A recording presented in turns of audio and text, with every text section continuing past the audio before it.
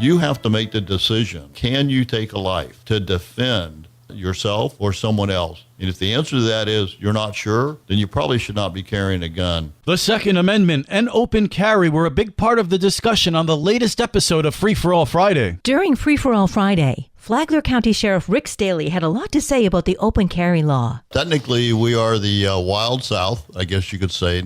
Open carry became law in the Sunshine State September 25th. The sheriff reassures those who are afraid that will cause a spike in gun violence. I really don't believe that. I think most gun owners are responsible adults. The new law contains guardrails for safety. So first off, if you're a convicted felon or adjudicated mentally incompetent, you cannot open carry. In fact, you can't have a gun at all legally. That doesn't mean they don't get them, because they get them on the black market and we make lots of arrests. Also, you have the right to prohibit guns on your property if you so choose. On private land, whether it's a business or a home, you have the right to deny or allow firearms on your property. The sheriff said open carry is not an entirely new concept to Florida. A number of years ago, the legislature passed a law that said if you're going fishing, you can have open carry. In his career, he's seen many people put that law to the test. They probably have no intent to fishing, but they carry a fishing pole and they have a gun on their side, and they want to see what kind of interaction they have with law enforcement when somebody calls.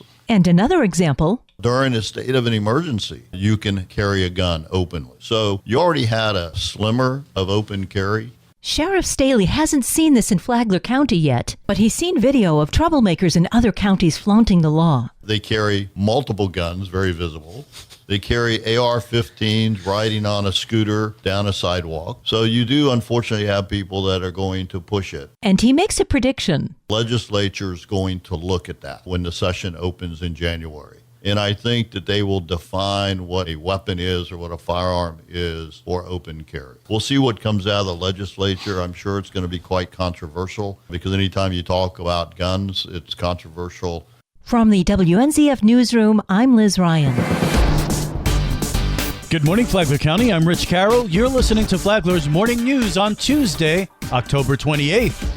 You always have to be in a constant state of planning for the future. Otherwise, you're going to be behind. Palm Coast City Council member Ty Miller has been appointed to the executive committee of the Volusia-Flagler Transportation Planning Organization, the regional board that oversees urban transportation planning for Volusia County and eastern Flagler County, including Palm Coast, Bunnell, and Flagler Beach. In addition to his new leadership role, Miller continues to serve as a board member for the TPO, while Vice Mayor Teresa Pontieri serves as an alternate. From my understanding, I'm the executive committee. Currently, the only local official that was on the committee was Commissioner Belhumeur in Flagler Beach. And so they had discussed in the last meeting that they had an opening, and he nominated myself, which I'm very grateful for. So that gives Flagler 2 members of the executive committee, Flagler County as a whole, and Palm Coast 1. So that'll give us an opportunity to try to exert some influence on where the priorities are going in terms of money that fall within the Volusia-Flagler TPO, because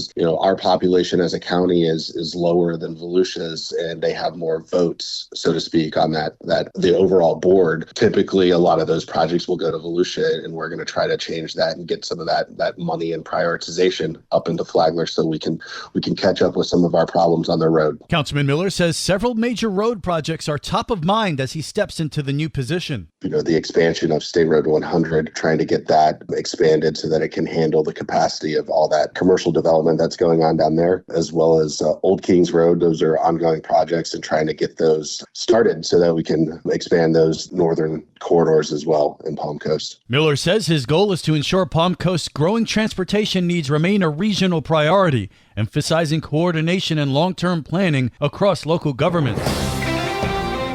This local news is a service of Flagler County's Toyota dealer, Beaver Toyota in St. Augustine, conveniently located right off I-95 at exit 311.